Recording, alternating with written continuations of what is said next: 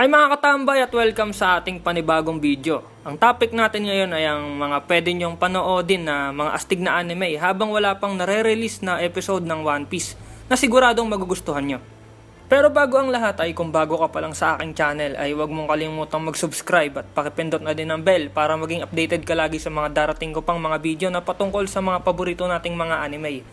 Okay, tara na't simulan na natin kung ano-ano ang pwede nyong panoorin na mga astig na anime habang wala pang bagong episode ang One Piece.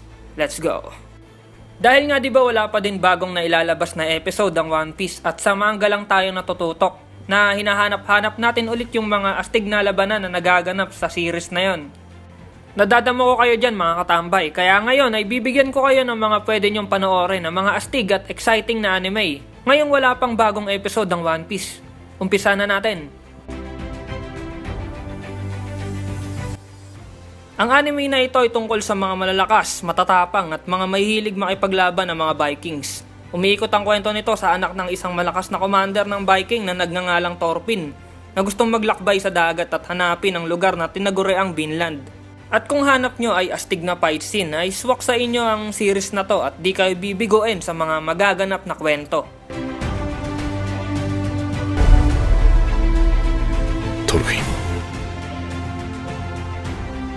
Ang kwento sa anime na to ay umiikot kay Shinra Kusakabe na nagtataglay ng pyrokinetic at pangatlo sa henerasyon na nagkaroon ng ganong kapangyarihan.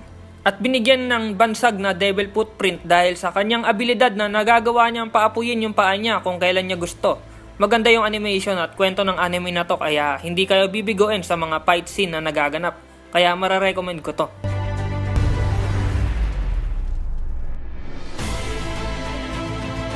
Sa anime naman na ito ay makikilala natin ang mga higanteng kung tawagin ay mga titan na kumakain ng mga tao. At ang pwede lang maging proteksyon dito ay ang mga naitayong malalaking pader para maging ligtas ang mga tao. Umiikot ang kwento nito sa batang si Eren Yeager na gustong magigante at puksain ang mga titan. Action pack ang anime na to at kung hanap nyo ay mga fight scene at magandang kwento ay para sa inyo to.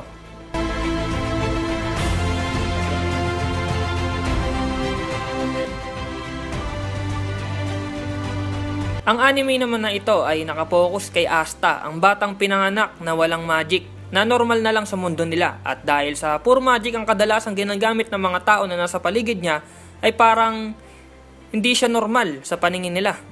Sa tulong ng kanyang mga kaibigan na sinalihan niyang guild na Black Bulls ay masusundan natin ang paglalakbay ni Asta patungo sa pangarap niyang maging Wizard King. Astig ang mga fight scene at maganda ang kwento ng anime na to kaya mararecommend ko to.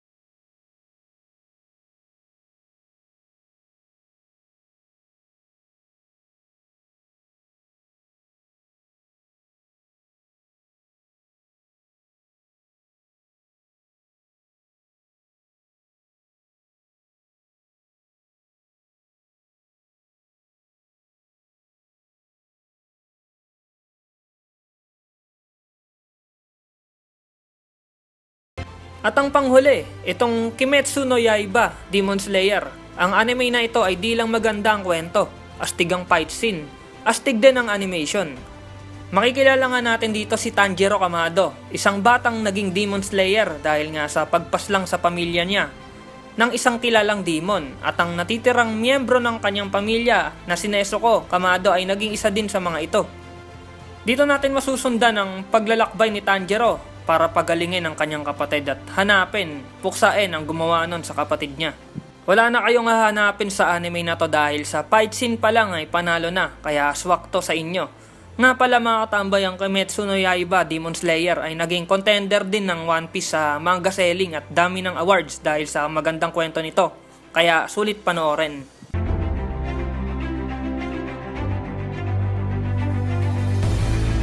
At ayan ang mga pwede nyong mapanood ngayong wala pang na i-release na episode ng One Piece. Sana ay nagustuhan nyo at nakatulong ang mga na-suggest kong mga anime mga katambay. Huwag kalimutang mag-like at mag-subscribe at pakihit na din ang bell para maging updated ka lagi sa mga darating kong mga video na patungkol sa mga iba't ibang anime. Salamat sa pagnood at see you sa next vlog mga katambay. Over and out.